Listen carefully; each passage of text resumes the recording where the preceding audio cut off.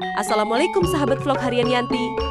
Bagaimana kabar kalian hari ini? Setelah beberapa hari lalu meliput setiap tahapan setiap perubahan di Kali Gabus, hari ini kita menyaksikan babak akhir dari proyek infrastruktur penting, jalan dan pembatas jembatan Kali Gabus. Raya telah rampung 100%. Pembangunan ini adalah kisah transformasi total. Dari jalan yang sempit, rentan banjir, dan pembatas yang usang, kini berdiri koridor jalan yang kokoh, lebar, dan terstruktur. Mari kita flashback sejenak, mengupas tuntas perjalanan panjang proyek ini. Dari langkah pertama, hingga hasil akhir yang kita nikmati saat ini.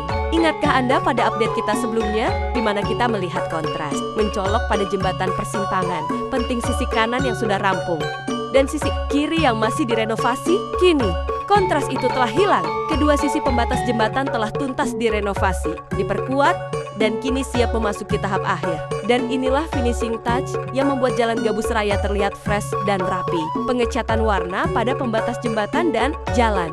Pembatas dicat dengan warna biru dan kuning. Identitas visual yang seragam dengan proyek pembangunan di Kabupaten Bekasi. Pengecatan ini bukan hanya dekorasi, tetapi juga berfungsi sebagai lapisan pelindung tambahan terhadap cuaca ekstrem dan kotoran. Visualisasi jalan yang bersih, rapi, dan berwarna-warni. Ini secara psikologis juga meningkatkan kenyamanan dan ketertiban berlalu lintas. Dengan rampungnya 100% jalan dan pembatas, manfaat proyek ini kini bisa dirasakan secara utuh. Pertama, peningkatan kapasitas jalan. Pelebaran yang signifikan di sepanjang koridor ini secara drastis mengurangi bottleneck yang menjadi sumber kemacetan kronis. Diperkirakan waktu tempuh dapat dipangkas hingga setengahnya pada jam-jam sibuk. Kedua, sistem drainase terintegrasi. Ingat, ini adalah Jalan Kali Gabus.